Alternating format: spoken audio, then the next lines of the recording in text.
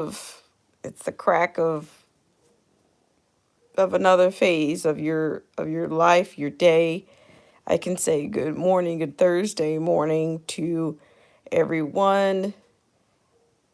Uh, Depending on where you are, if you're on the East Coast, Central Standard Time, you're within an hour, or if you're on the West Coast, I guess it's a good 11 p.m. to you. So, I was just having a few thoughts. Notice I entitled this stream The Skeleton Crew Reviews and News, right? That's what I entitled this stream. Hope you guys are doing well out there and that you survived. If you celebrated July 4th. I don't know. I just want to say this for starters. I just want to before I want to talk just maybe a hair about some random things. This is mostly for commentary. Um, I just want to think about distractions. I find that we are so distracted in our existence. And I'm just beginning to think, to me, that even that there has to be, by design, the amount of distraction that's out there. Some of the most basic things that you can do, you're distracted. You're distracted when you go to the store, whether it's for groceries or if it's clothing, whatever you're shopping for. There's always a distraction or something that subconsciously something is being there's a mining always going on. And now they're using the AI.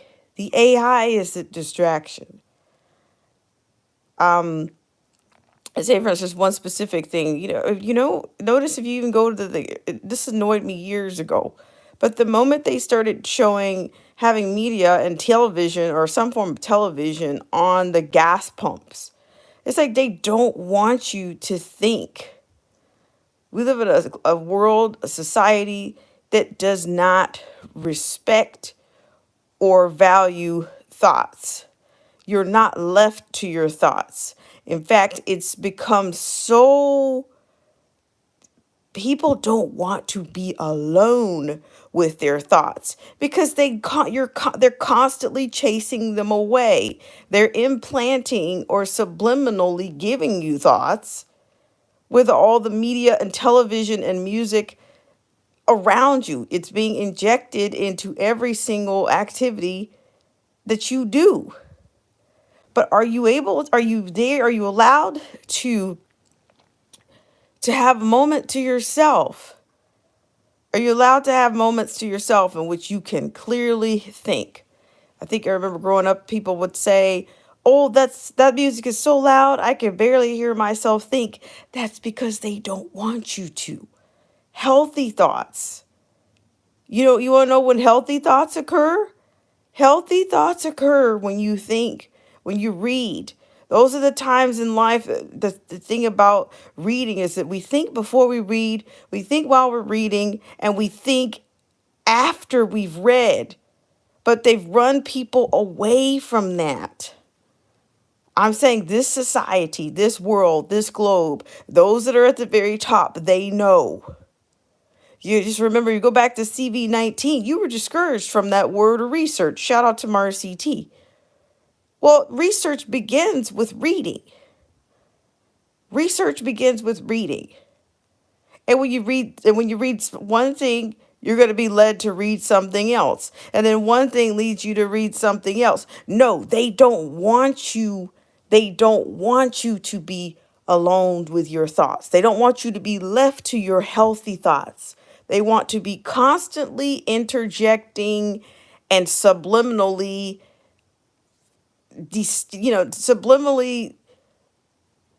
destabilizing all of that. That's exactly what's happening now. Good morning, Melinda. How are you? So you notice you're not left to your thoughts. Now this might be a little bit, I'm getting real personal right now. Just think about it. So it used to be growing up, or just FYI, yeah, I remember commercials or movies where I'm just thinking this one particular movie, Arachnophobia. The dad goes to the restroom, and of course, people used to have magazines. They had magazines in restrooms, and things to occupy, because that was a time, that's the only time that you had to think. And I remember that movie in Arachnophobia. There's the kid is screaming, the father's using the toilet. This is overshare. It's not the prettiest scene I'm painting here, but he's using the toilet. He's reading the newspaper, and he hears eek somewhere. He says, "Never a moment's rest." Basically, it's not rest. It's never a thought. Instead of the restroom, it should be more like the thought room. But you don't get a lot of that. You don't get a lot of time for that. You don't get a lot of space for that. You have no time. You have no space for your thoughts. They have compressed it so tight that you can't. Not at the gas station, not shopping for something. You can't. You cannot. You cannot stay. You cannot generate thoughts. You cannot be alone to produce those thoughts, because even when you're reading, even though there's somebody else's ideas, you're able to connect with those ideas when you can think, or you're able to realize how you differ, how your ideas are different from that person's. But people don't want it. People hate to read. They hate to read because it requires thought.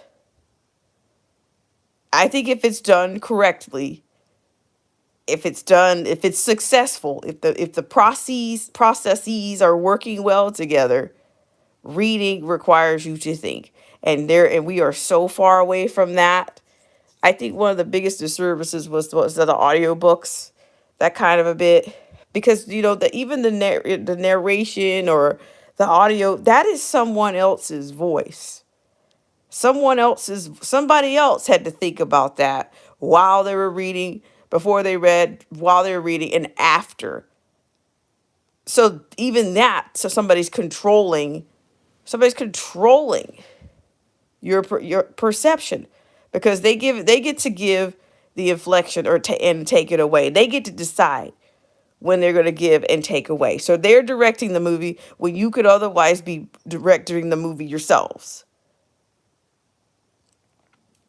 Melinda says it's past midnight. It's almost 100 degrees. Oh, wow. Melinda, I'm telling you, it's all of these things affect, I think, our psyche. Everything that's going on around us right now. I'm telling you, to me, that's just another deterrent, because I'm gonna tell you, heat is another element that will distract you from your thoughts, because your thoughts are going to be, it puts your thoughts over here. Okay, it affects the fluency of your thoughts, your creativity, your liberty, when you're dealing with elements of heat and dealing with elements of fear porn, fear campaigns. To me, we're loaded with those. I see people wearing I see the mask, the face flags are popping up again. Yeah, this is a little bit of commentary on distractions, uh, just what's going on around us. The face flags are back. And see, to me, it's all here again. I talk about narcissism. It's like we gaslight ourselves because there's so much stuff going on. There's so much out here to distract us with. We almost have to check ourselves. Well, did that really happen? Am I losing my mind? Did this really just happen? And it's crazy town madness. But I think it's all by design. Our quality of life is changing, my friends. Just think about it. Whether you want to attribute, grocery store shelves, department store shelves, whatever it is, you don't, those shelves haven't been full for years now. So already the quote American lifestyle is already, they've changed the quality of your life by some of the smallest things. And before we know it, we've morphed into something else. So to me, July 4th, I July 4th does not have the same ring to it. And it's never going to. Because the more, to me, the more I just this is, and some people may not care for this. This is, but this might be Debbie Downer or Negative Nancy to some. But when you think about it, when I think about these movies, when I think about The Gladiator, for instance, there's all these conversations in about the Senate and the Emperor, which to me we have it's a dualistic kind of thing. We what we're it, but it's based to me it's illusions. We have Okay, so in one of the scenes, what was it? So it says, "Oh, sir, what are your loyalties lie, Emperor or Senate?" But we're still under somebody's rule. And then at the beginning of the movie, if you go back to, what's it, Marcus Aurelius, who says, uh, he talked about how Rome was once a dream, and to me, America is in the same. It's the same situation. He said once there was a dream and it was Rome. It's the same thing with America. America, they say America was an idea. Yeah, I've heard people say that before. I've even heard these. You want to go drag it down to these blue and red and all this kind of stuff. They've At some point they will all say the same things, but they're saying them in a different it's semantics. It's semantics. Okay, it's also it's not just the meaning of words, but it's also how we interpret the words in society. It's not just one dimensional when it comes to semantics. But I see that this is very similar. And I remember another one of the scenes in the movie Gladiator. It talks about there's the brother, there's Commodus and Lucilla. He was talking about he wanted to he was like, I think the people are ready. I'm going to announce the dissolution the of the Senate. And then he's like, there's always been a Senate. And she's basically, he was saying, well, it should just be me and you and Rome. And then she also says, well, leave people, let's see, Rome, she basically talks about how Rome, the concept of Rome is an idea, and then Rome is greatness, and da da da da. She says, and he says, Commodus says, and what is that? So she basically says, leave the people to their illusions. That is the truth to deal with. Illusions.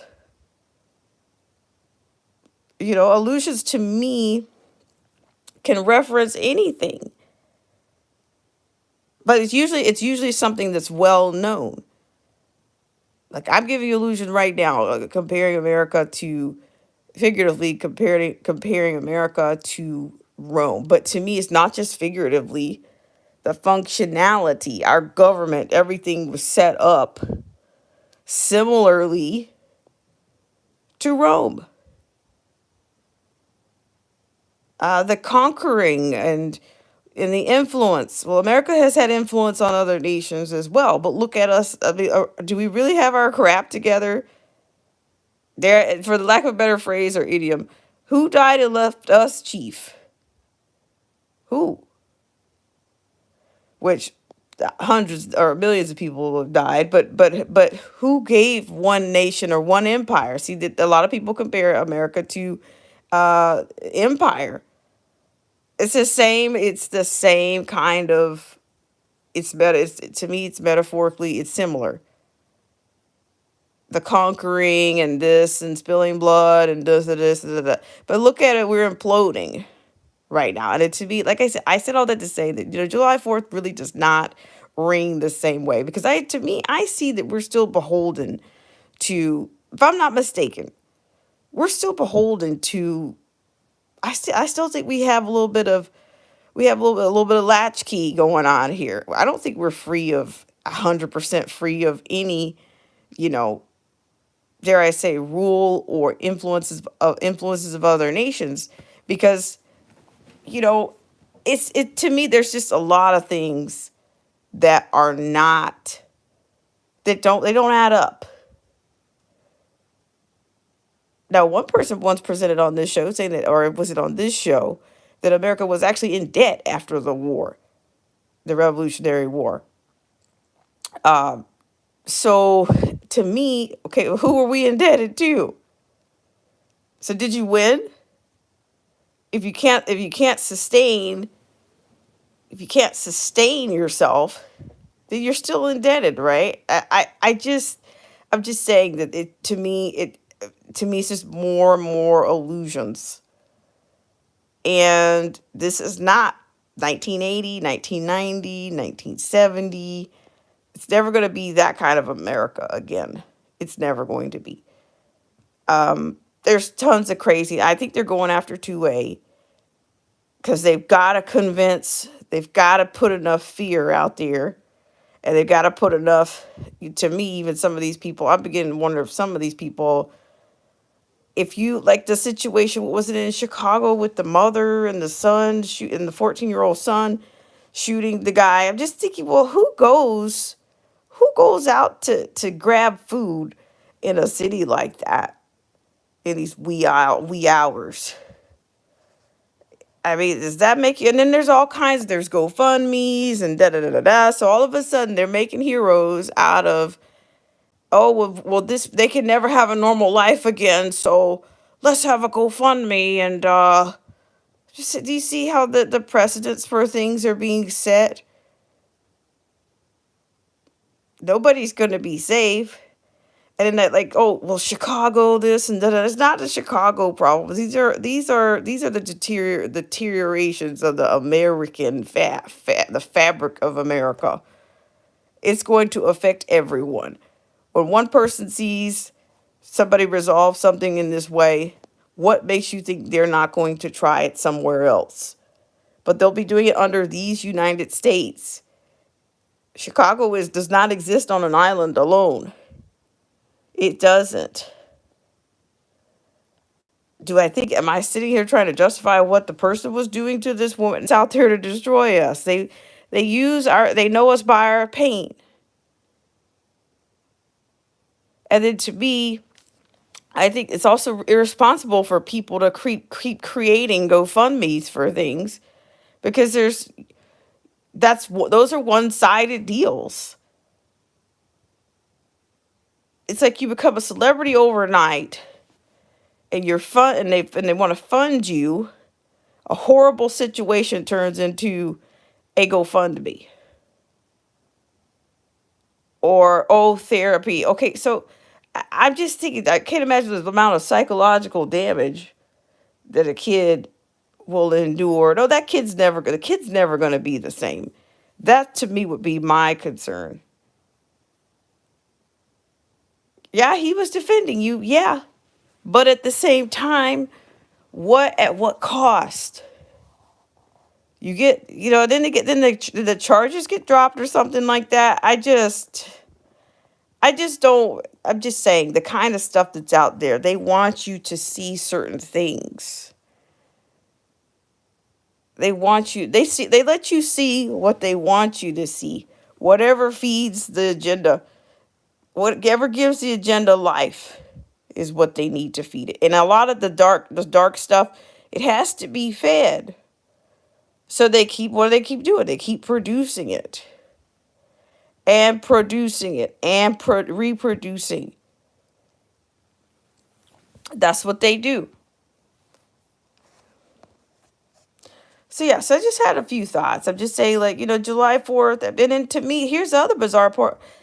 This is the dichotomy, like the juxtaposition of a lot of people spend most of the year, or they hate the country all year long. But then on July 4th, people are out doing things like firing off firecrackers, unknowingly firing off firecrackers, boom, whatever. But they spend 360 something days a year bashing where they live. I'm just, help me out, guys. Is that juxtaposition or what? Let me know. I'm just saying. And then to me, when people hate on the place that they live, if you don't like where you live, you hate where you live, well, it's almost like if you tear down the place that you live, then it's almost like being on a plane or on a ship, If you wish ill on the person, on the captain, or the people that are driving the freaking ship where you live, then you're really wishing ill will on yourself, the destruction of yourself. It's the most twisted, double-minded stuff that I've ever seen. And I know it took me to get my age to realize it. Shout out to Melinda, who says we were indebted to France after the Revolutionary War. See, there's not. If you watch The Patriot, what is The Patriot? I mean, I don't even. What of history can we actually trust? I mean, it seems like if you watch The Patriot, the one with Mel Gibson and Heath Ledger, like when they were fighting in Cornwallis at the end, and you know, the French intervened or they showed up and blocked off the seas or whatever. And then they won, and the Americans won the war. So I'm telling you, I just don't know. What can we believe? What can we believe? How much are we dealing with that is illusion? I talked a little bit about distractions and illusions. That's an ALLUSIONS. Illusions. So let's see. Who else is in the chat? I appreciate you guys so much for coming in and just saying, just having thoughts, but it just kind of gets weary. Like, listen, you got to make up your mind. We have to make up our minds. But it's hard to make up. You're being torn. We're conflicted is why. You're watching one thing on the TV or you're hearing one thing on social media. But then when you go out into the street, you see something totally different. You see ugliness. You see distractions. You can't have a moment. You can't even have a moment to yourself to decipher any of this stuff. Because even as I was just saying in the opening of this, you can't even pump gas anymore without some stupid social media or some silly commercial coming on the gas pump.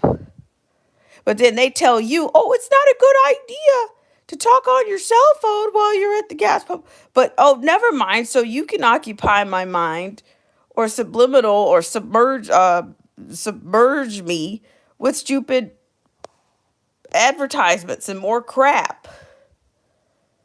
Let's see. Melinda says most of the signers of our Declaration of Independence died in poverty because they gave everything for freedom. Well, I mean, you can see that. I can see that happening now. I can see that.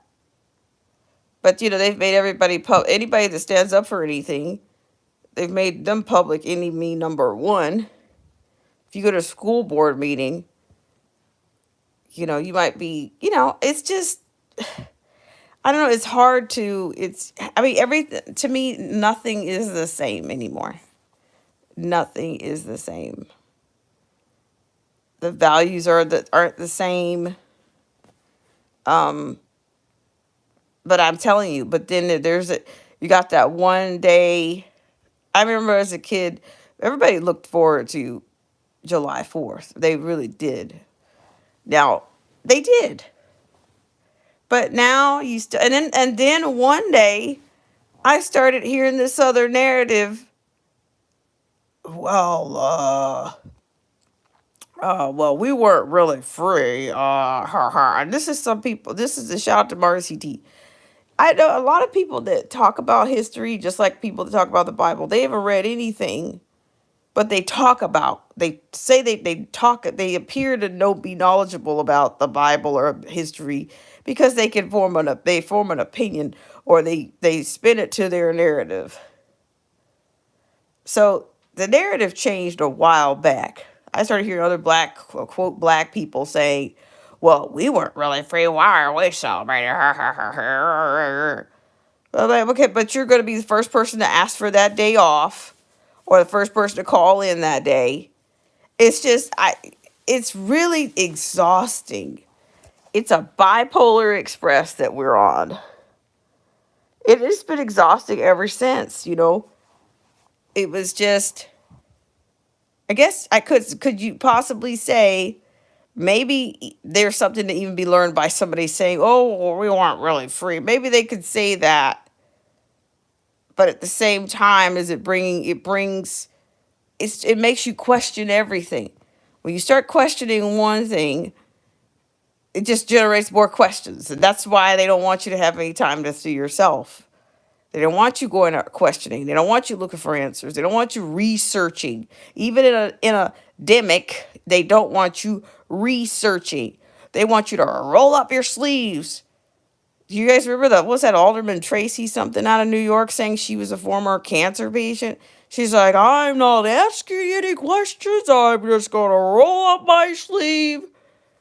That's what I'm gonna do. You had, what was it, Trevor Noah mocking people for reading. You notice that there's very few literacy commercials. Reading is fundamental, or Read for America, or even Hooked on Phonics. You don't see literacy is not something that's being promoted. You know, let's see who I have here. Melinda. She said the Bipolar Express. But it is, Melinda. I'm telling you, you can't have it both ways.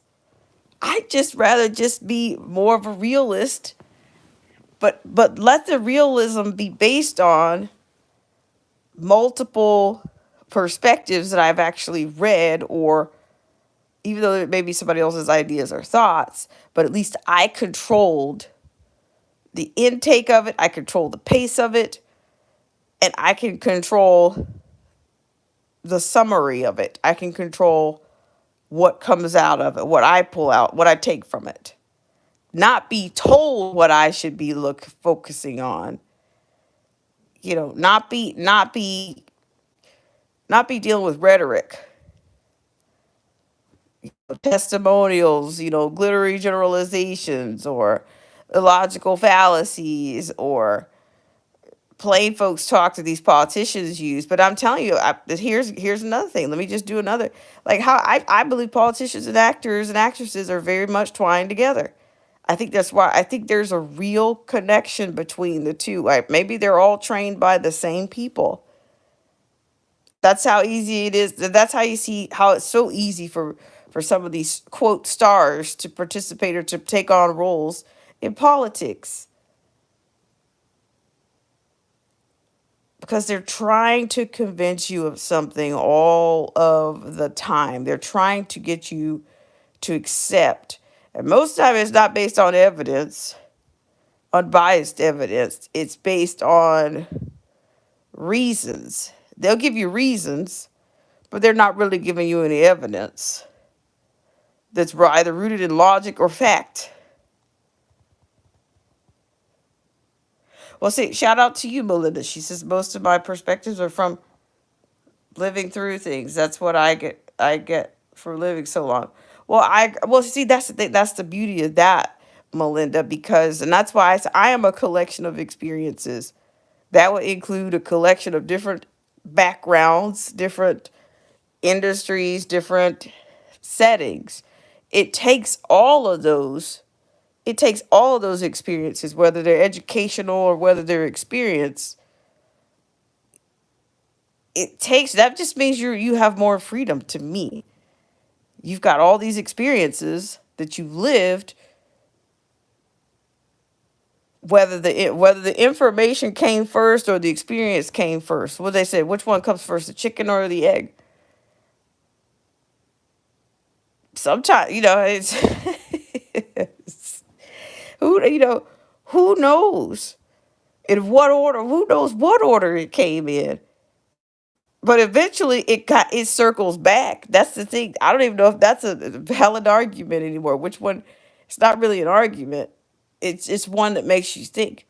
Which one came first, the chicken or the egg? Well, they both feed each other. You can't have one without the other. You can't have the chicken without the egg, and you can't have the egg without the chicken. So you're right. She says, at least I know what works and what doesn't. Precisely. Precisely. And then, I had a teacher once. He told me, he says discipline gives birth to freedom. And it took me a while. I understand that, because that's basically, to me, that's saying in this life, artistically, I know what it means. But also in this life, the rules have been made for you, but then you end up breaking them. You end up people rules have been made up, so you'll see which ones that you can manipulate or which ones you're going to break. What was it? I've heard, what was the idiom? Who said this? If you guys know, put it in the chat or in the comment section. Rules were meant to be broken, because most of us, we know the rules. Most of us, we know the rules. But what are you going to do? Are you going to? It depends on the result that you want, right? It's your destiny. The destiny is broken part. You control your destiny once you decide to break those rules, or once you decide you're going to tweak one of those rules to fit your lifestyle or to fit your purposes. And unfortunately, some people, they break the rules, and they don't want it. They don't want to deal with the destiny. They don't want to deal with the they don't want to deal with it. They know what the rules are, but they don't want to deal with it. But they want somebody else to pay for it, because they weren't controlling their own. They didn't control their own destiny, or they were throwing caution to the wind. So they were never going to take control or responsibility for the rules that they broke.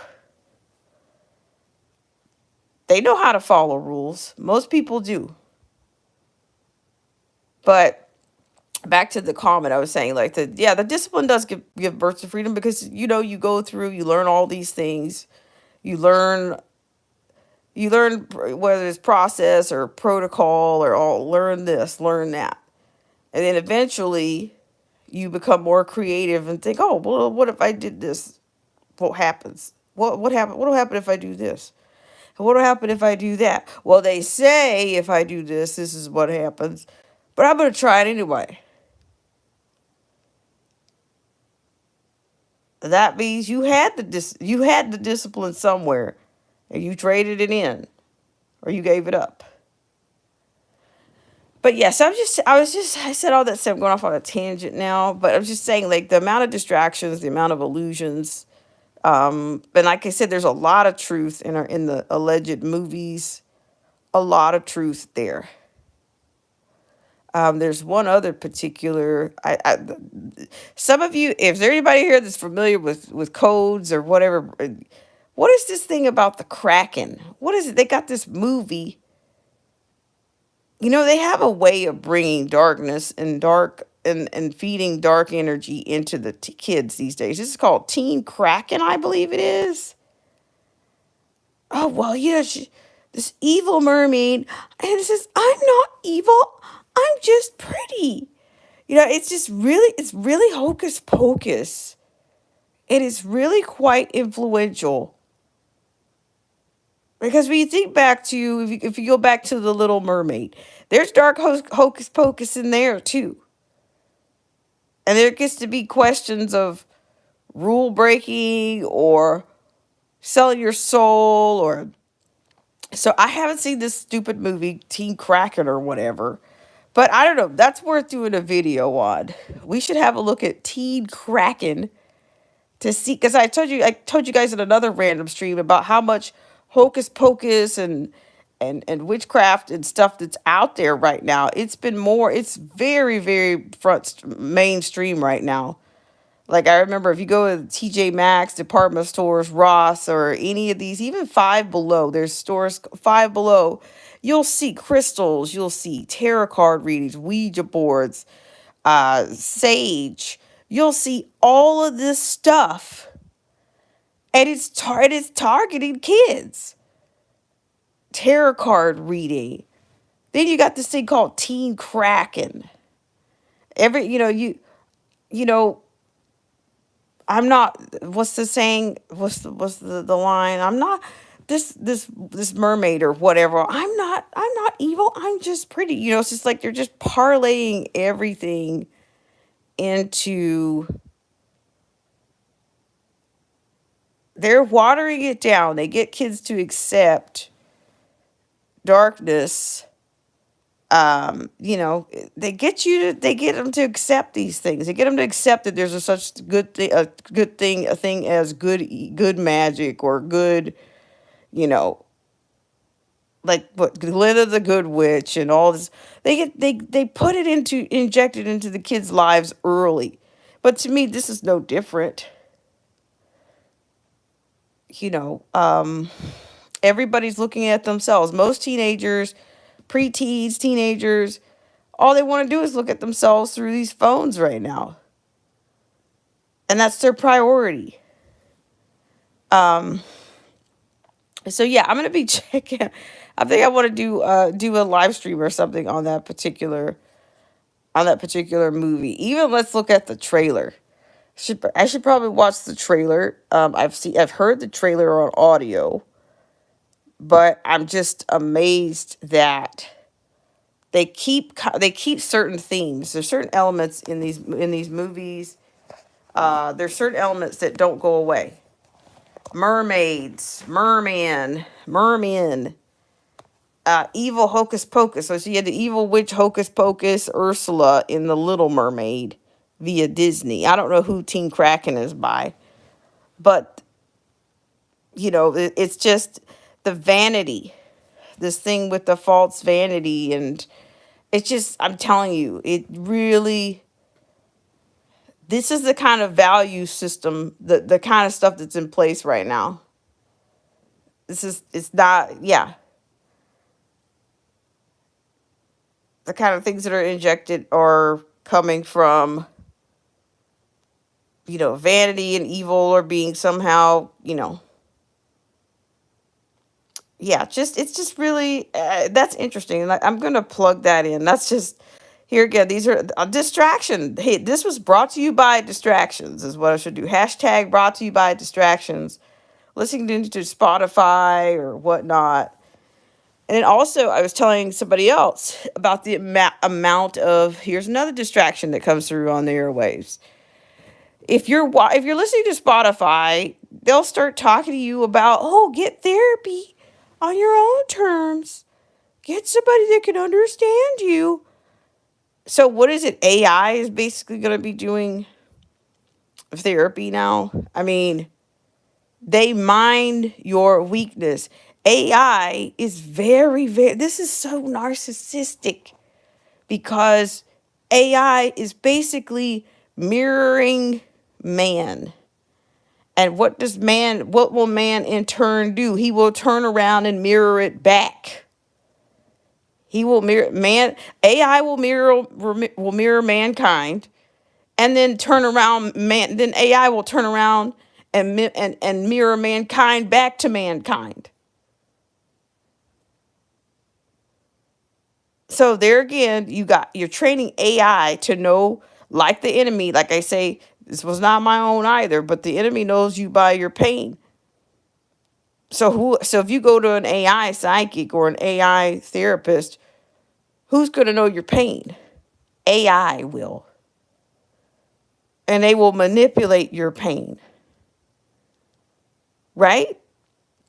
These politicians, very narcissistic. They mirror you to draw you in. But then once you catch up to them, they have to drop you. They have to put you on a back burner and move on to the next. It's a toxic loop, but AI is no different. That's a toxic loop. It's an evil loop. Who wants to talk to AI about their problems? I told you guys about how they're using AI for alleged grief. Well, do you think people will ever be able to let go if AI is going to just mirror man's weaknesses back to them? Are you really actually going to heal like that? How can you heal when you've been mined for your weakness and for your pain?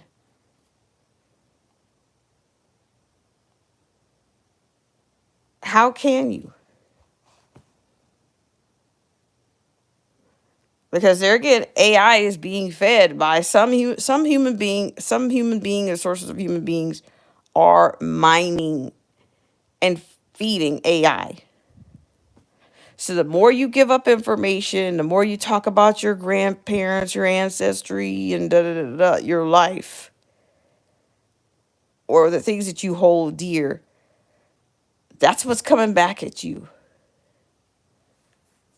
And that's what will be held, that's what will be allowed to, that's what will be leveraged against you. Trauma. So I'm just saying, and it creates a trauma bond. That's an ultimate trauma bond. And you don't even know where it's coming from. But in fact, it's basically recycling your trauma. You'll be trauma bonded with yourself, with the AI manipulating you. So I'm just saying, be careful with, and I'm sure you guys are abreast of this, but I'm just saying, with what's being mirrored to you, they're going to use it to destroy you. They're going to take all your information in, turn around, and use it against you. When it's all coming back to you, it's going to be powerful, because it's everything. It's your fears, your worst fears, your pain coming back at you. And you can't get off the loop, because you gave it to the AI, and they just fed it back what you gave them. They just manipulated with what you gave them. So where would you be justified to be? Would you be justifiably or understandably angry? But I'm just saying, just think about it. I mean, like I said, here again, I know you guys are abreast of things that are going on, but to me, that's what's going on. AI is the enemy, because AI will get to know everybody by their pain. AI will get to know students by their weaknesses, whether it be math, science, social studies, history, English, whatever.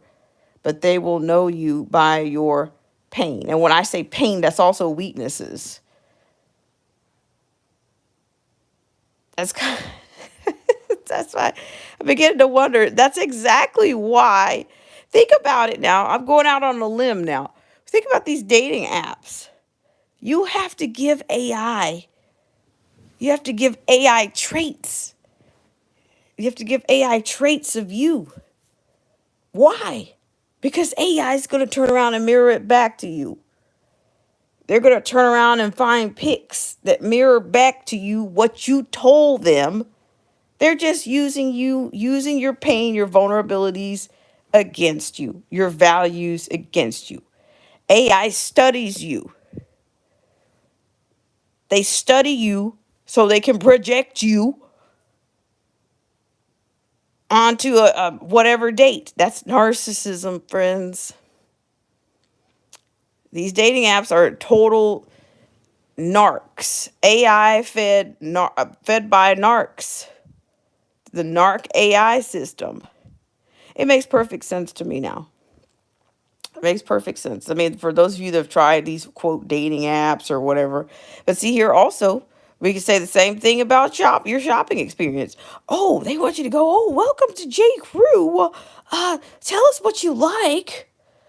Tell us what you're interested in. And guess what they're gonna do? They are going to mine and mirror back to you what you gave them. So if mankind is willing to give away all of his pain, give up all of his pain, his vulnerabilities, his weaknesses, even your strengths to AI, then you will be destroyed by the very thing that was created to mirror you. You'll destroy yourself to me you'll end up destroying yourself by yourself and the manipulation tactics. Melinda says shopping experience need money for that. Yeah, I'm telling you, just look, just listen, look. Facebook, they mirrored you based on look at the people. Oh, people you may know because guess why? They're mirroring you. AI has been mirroring you for so long. They figure, oh, well, if you want to see yourself, if you're friends with this person, or if this person's near and dear to you, oh, then this person must be near and dear to you. Oh, and then it's really not that genius. AI is not some masterful whatever. It's the people mirroring themselves, being mirrored back to themselves via destruction, gaslighting. Did I just talk about that? Oh, now it's here. I was just talking about how I wanted to improve my kitchen. Oh, and guess what? The next thing you know, you got commercials, you got advertisements coming out about kitchen and home improvement, DIY. DIY. I'm just saying, look at it. It's not a mystery to me anymore. The more you give, the more it's mirrored back to you.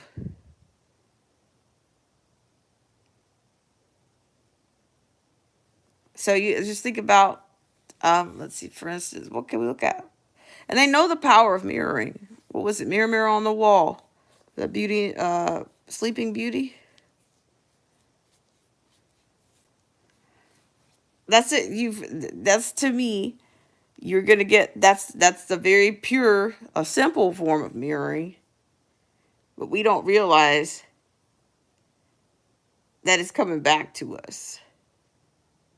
You don't have to worry about being mirrored because there's an abundance of mirroring. Your pain's being mirrored, your likes. Most of all, your pain is profitable. There's profitability in pain, in mirroring your pain, people. And they can get you coming back. Yes. Snow White. She says Snow White. Yeah. So there, it's mirror on the wall is Snow White. Yeah. Let me get it together. I'm horrible at my fairy tales right now. Is it Brothers Grimm? Brother, Brothers Grimm. But yeah, just think about it. I mean, we're always there's mirroring has been going on forever. Even the cartoons. Look at your cartoons. That's exactly. It's. But yeah, I'm so glad you guys decided to come in and burn a whopping 48 minutes and 0 seconds. Because when I look at all the distractions around, the mirroring around, and then even that you have these politicians telling you, oh yeah, you should want people that look like you. Oh, well, I want people in my this to look like me. Because there again, that's mirroring your pain. That's mirroring your pluses and your pain. Your pluses and your minuses. Oh, well, I have a sad story. Well, you should pick a person that has a sad story. What is that? That's mirroring. And now AI is going to do it. The only thing genius about it is that they've trained something else. They just made it more profitable. Mirroring you became more profitable with AI. Mirroring you became more toxic, puts more toxicity into life, into social media. Because everybody's running around all day mirroring themselves. When we can't mirror ourselves, guess what we're going to do now? We're going to get the AI to mirror you. So there you go. The market of mirroring. So there you go. Hopefully I said something that wasn't too, I've always a provoke thought on this channel. Provoke thought. Just think about it. Think about it. Well, I mean, you could draw it down many things in society. Mirror based. Oh, I can help you. What's your problem? Let me help you.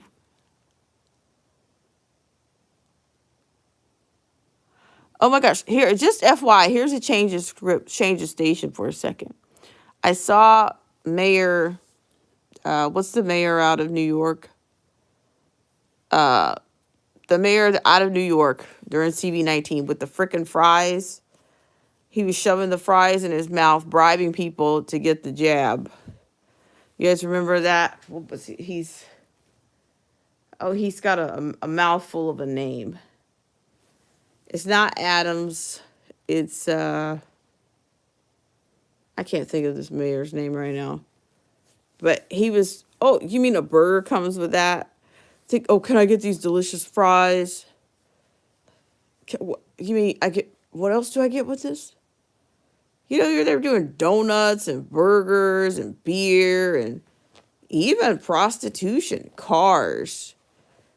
They were mirroring you. They mirrored you. They mirrored your fears. Tell us your fears. Tell us your fears. Why can't I think of this mayor's name? But it was during the CV19. The guy was a disaster, a walking disaster. But, because we've had Hochul, and that was the governor. But the governor before Adams, why can't I think of this guy's name right now? Let me see if I can grab, I can't think of his name. But I'm going to pull that clip down. And just to show you the level of desperation and what should have been a bell ringer to many people. Like, what the heck? Stakeout, what was it? Not Stakeout. Shake Shack in New York. Oh, Shake Shack is going to give you a free burger. Oh, Shake Shack's going to give you fries. Oh, Shake Shack's going to throw in a shake to go with your mocktail. What it was amazing. It was staggering. So I appreciate you guys. Thank you so much, Melinda, for coming in. Really appreciate it. Look out for the distractions and illusions. Some of those courtesy of AI.